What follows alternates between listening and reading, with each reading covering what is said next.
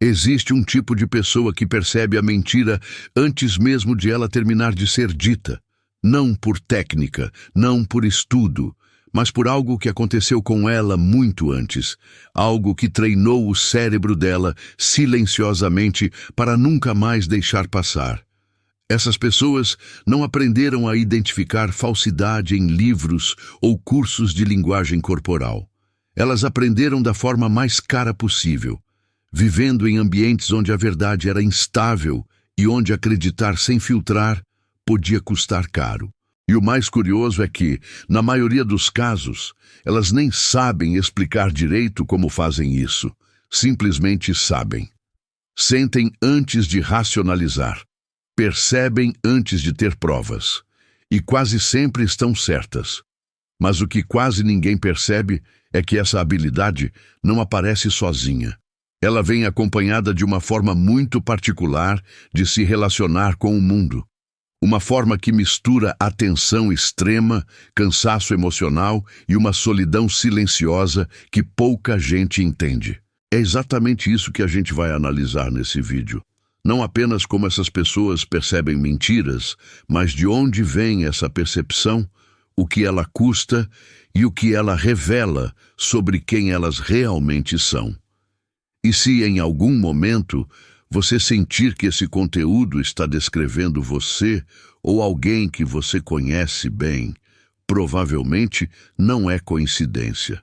A primeira coisa que precisa ser dita sobre essas pessoas é que elas não detectam mentiras. Isso parece contraditório, mas é o ponto mais importante para entender esse comportamento. O que elas realmente detectam são incoerências. E existe uma diferença enorme entre as duas coisas. Quando alguém mente, quase nunca erra completamente no conteúdo. A história pode até fazer sentido, as palavras podem estar no lugar certo, mas o que escapa, e é justamente isso que essas pessoas captam, é o descompasso, o tom de voz que não combina com a emoção do que está sendo dito. O sorriso que aparece meio segundo atrasado, o olhar que se desvia no momento exato em que o assunto fica mais delicado. O corpo que endurece quase imperceptivelmente quando deveria estar relaxado. A pausa que aparece onde não deveria existir pausa. A mudança sutil de ritmo na fala quando o assunto se aproxima do ponto sensível. Essas micro-incoerências são invisíveis para a maioria das pessoas. Mas para quem desenvolveu esse tipo de percepção, elas são praticamente impossíveis de ignorar. É como se existisse um segundo canal de informação acontecendo ao mesmo tempo. Um canal que a maioria das pessoas nem sabe que existe. E esse canal não transmite palavras. Ele transmite sinais. Transmite variações de energia. Transmite aquilo que está sendo sentido por trás do que está sendo dito. A psicologia observa esse padrão com frequência em indivíduos que, ao longo da vida, foram expostos a situações em que o discurso e a realidade não combinavam. Com o tempo, o cérebro deles aprendeu a processar não apenas o que está sendo dito, mas também o que está acontecendo ao redor das palavras. A postura, a respiração, o ritmo, as microexpressões. Tudo isso entra num processamento quase simultâneo, muitas vezes fora do alcance da consciência.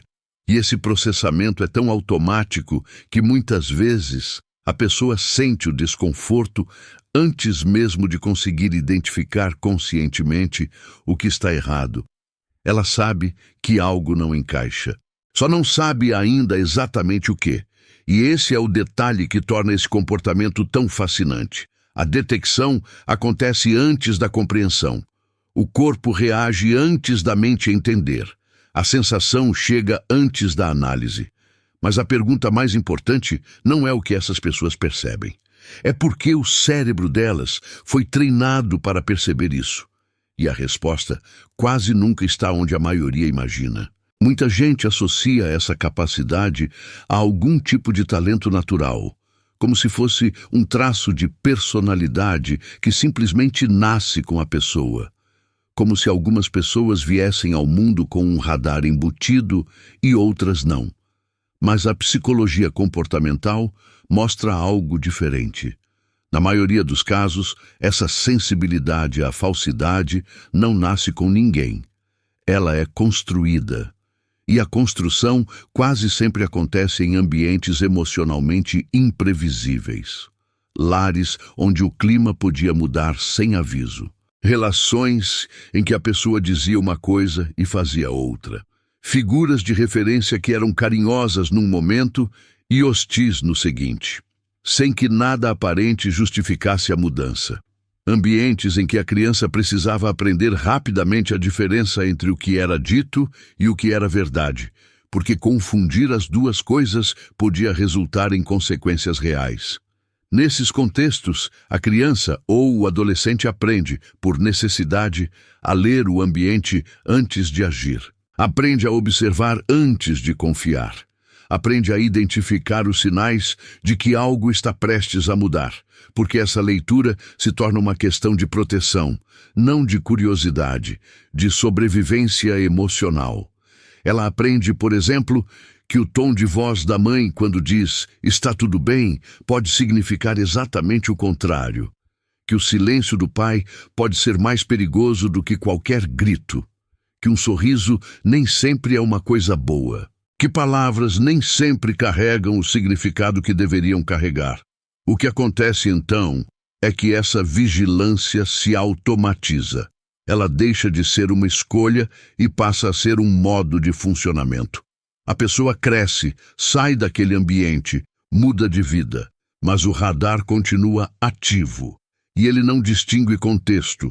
Ele funciona no trabalho, nos relacionamentos, nas amizades, nas conversas mais banais. Funciona o tempo todo. Inclusive nos momentos em que a pessoa gostaria, mais do que tudo, de simplesmente poder desligar. Só que essa habilidade não para na detecção. Ela afeta algo muito maior, e é isso que quase ninguém discute. Quem detecta mentira com facilidade raramente consegue usar essa habilidade de forma confortável. Na verdade, ela cria um paradoxo silencioso que acompanha essas pessoas em praticamente todas as suas relações. O paradoxo é o seguinte: quanto mais você percebe, mais difícil fica confiar. E quanto mais difícil fica confiar, mais sozinho você se sente, mesmo cercado de gente. Isso acontece porque a pessoa que identifica a falsidade rapidamente desenvolve, com o tempo, um filtro social extremamente rígido. Ela não aceita afeto com facilidade. Não relaxa em grupos novos. Não se entrega emocionalmente sem antes ter analisado, testado, observado por tempo suficiente. E mesmo depois de tudo isso, ainda guarda uma reserva, um espaço de cautela que nunca desaparece completamente. Do ponto de vista psicológico, isso pode indicar um padrão de proteção emocional profundamente enraizado. A pessoa não está sendo fria, ela está sendo cuidadosa da única forma que aprendeu. Mas existe um custo que ninguém vê nesse cuidado. Porque essa cautela permanente faz com que muitas relações boas nunca consigam se aprofundar. A pessoa detecta algo que talvez nem seja uma mentira. Talvez seja apenas uma insegurança do outro, uma frase mal colocada, um nervosismo natural. Mas o radar não faz essa distinção. Ele sinaliza o descompasso, e a pessoa recua, e a relação que poderia ter crescido estaciona, ou morre silenciosamente. E o mais doloroso talvez seja o fato de que, muitas vezes, ela percebe coisas que ninguém ao redor percebe, e não tem como provar. Ela sente que alguém está sendo desonesto, mas não tem evidências concretas. Sente que uma relação está sendo mantida por conveniência, mas não tem como demonstrar. Sente que por trás de um elogio existe uma intenção que ninguém mais parece notar. E quando tenta verbalizar isso, costuma ouvir que está exagerando, que está vendo coisas onde não existem, que precisa relaxar. Essa é uma das experiências mais solitárias que alguém pode viver. Perceber a verdade e não ser acreditado. Carregar uma percepção que não pode ser compartilhada sem parecer paranoia.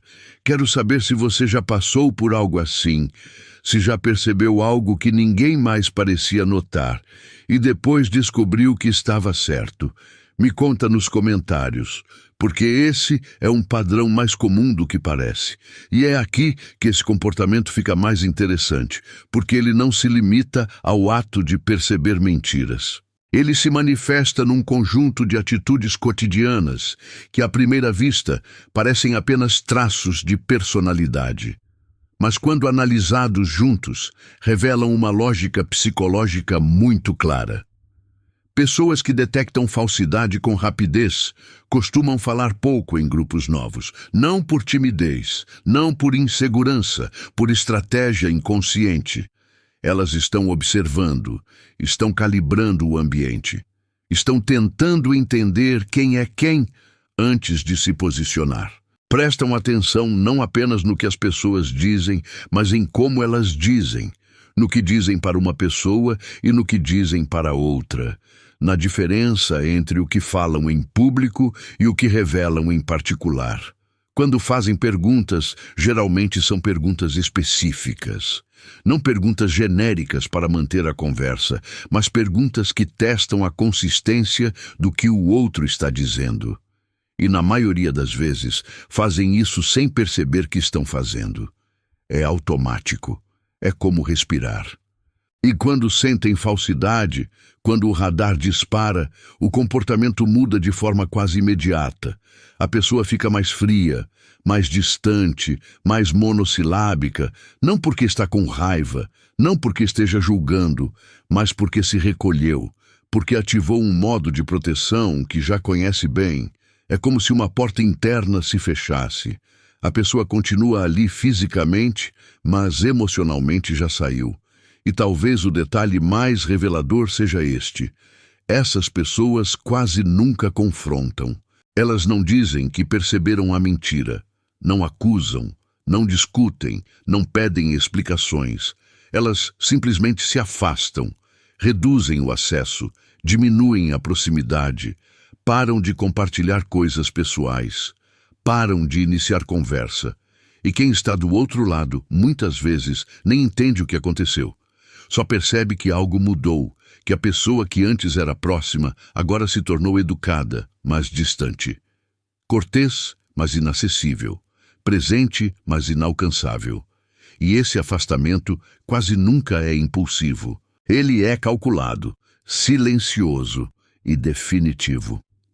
Na prática, esse tipo de atitude costuma ter relação com um mecanismo de defesa que a psicologia chama de retirada estratégica. A pessoa não luta, não discute, não gasta energia tentando corrigir o outro. Ela apenas remove a própria presença, porque para ela, continuar ali depois de perceber a falsidade seria uma forma de trair a si mesma.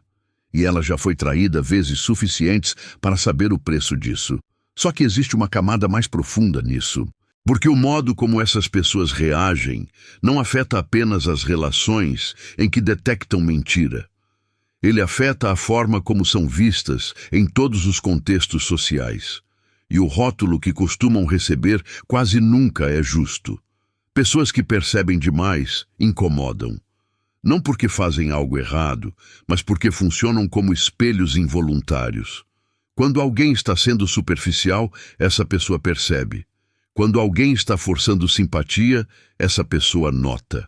Quando alguém está representando um papel, sendo excessivamente agradável para conseguir algo, ou fingindo uma proximidade que não existe, essa pessoa sente.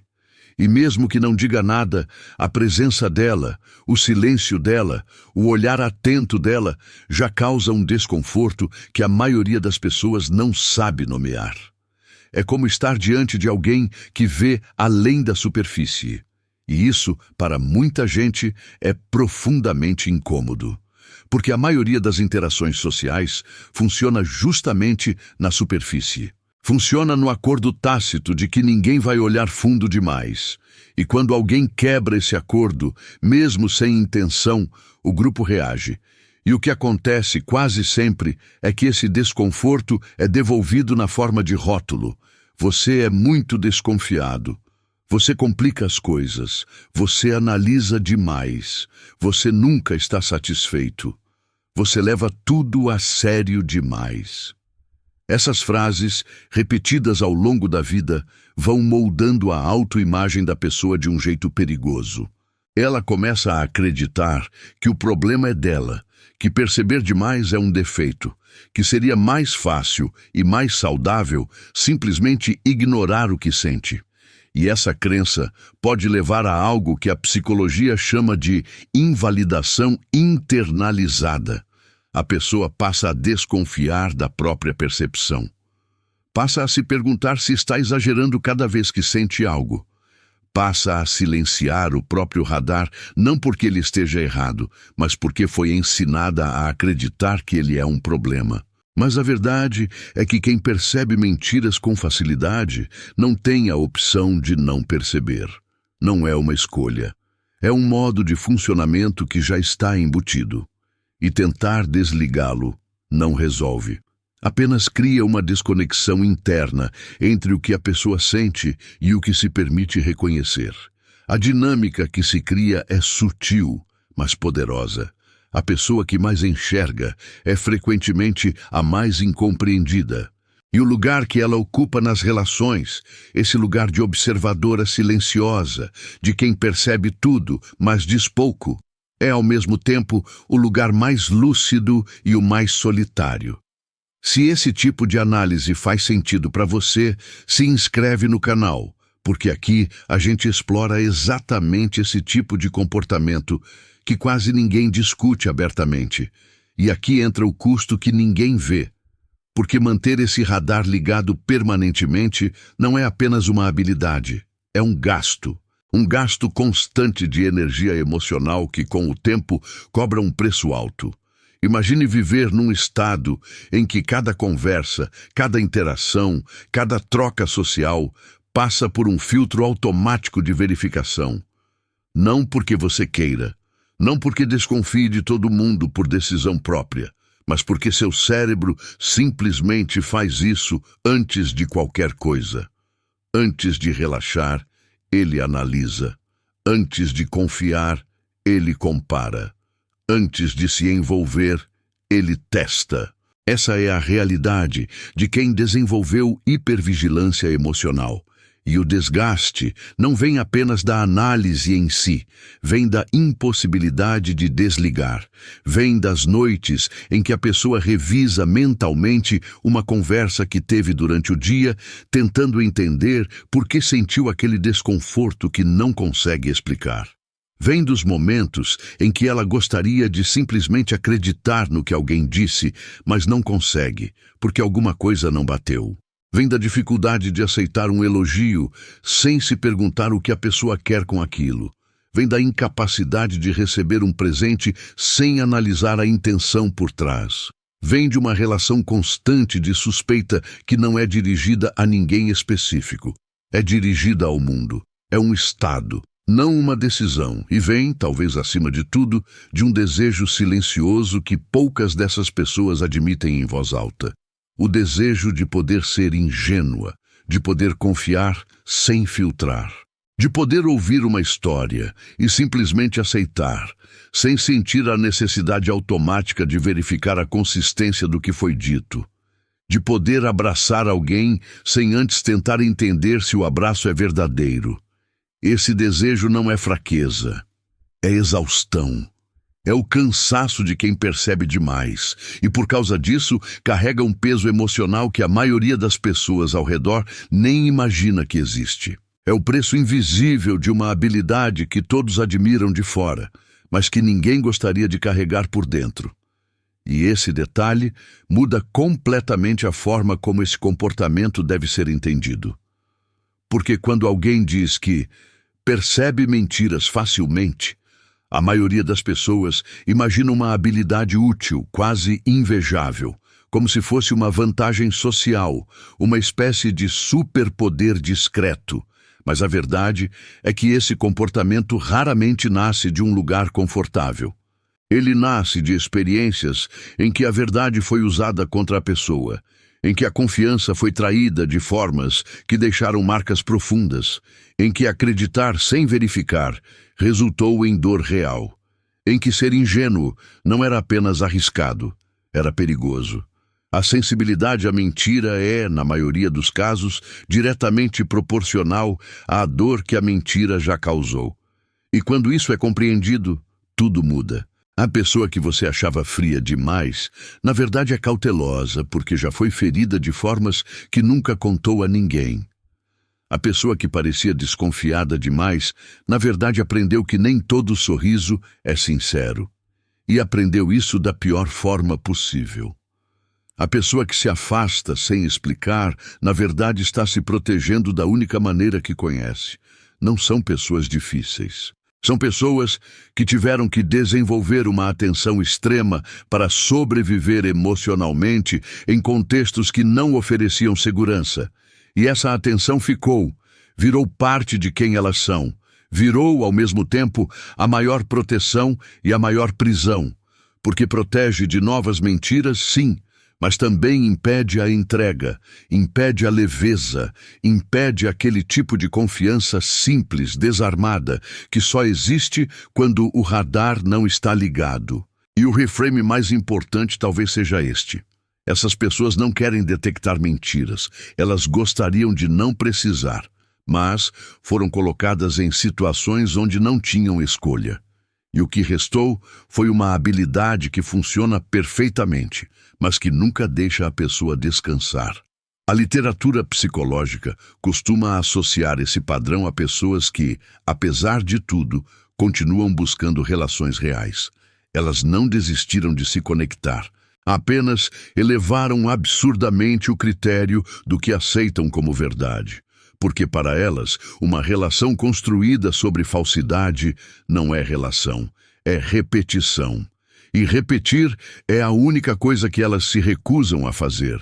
E talvez seja justamente isso o que torna essas pessoas tão raras e, ao mesmo tempo, tão difíceis de entender. Elas não pedem que você seja perfeito, não exigem que você nunca erre, não esperam que você tenha sempre a resposta certa ou a atitude ideal. Elas pedem uma coisa só, que você seja real, e distinguem uma coisa da outra com uma velocidade que pode ser desconfortável para quem não está acostumado a ser visto com tanta clareza. Se você se reconheceu nesse vídeo ou se reconheceu alguém que faz parte da sua vida, entenda que esse comportamento não é defeito, não é paranoia e não é excesso de análise. É uma resposta emocional legítima, construída ao longo de experiências que exigiram atenção máxima como forma de proteção. E entender isso, entender de onde vem, por que funciona assim e o que custa, é o primeiro passo para lidar com essa habilidade de um jeito mais leve, não para desligá-la, não para ignorá-la, mas para reconhecer que ela faz parte de uma história e que essa história merece ser compreendida com mais cuidado do que julgamento. E se você quiser observar seus próprios padrões de forma mais clara, eu deixei na descrição e no primeiro comentário fixado o acesso ao Diário Comportamental com IA, uma ferramenta pensada para te ajudar a registrar pensamentos, comportamentos e gatilhos do dia a dia e perceber padrões que normalmente passam despercebidos. E se você quiser apoiar esse canal para que esse tipo de conteúdo continue existindo, também pode contribuir com qualquer valor no Pix. Tudo está na descrição. E se esse vídeo te ajudou a enxergar esse comportamento de outro jeito, compartilha com alguém que também gostaria de entender isso melhor. Porque às vezes, o que mais faz falta não é uma resposta. É alguém que finalmente explique o que a gente sente há tempo, mas nunca soube colocar em palavras.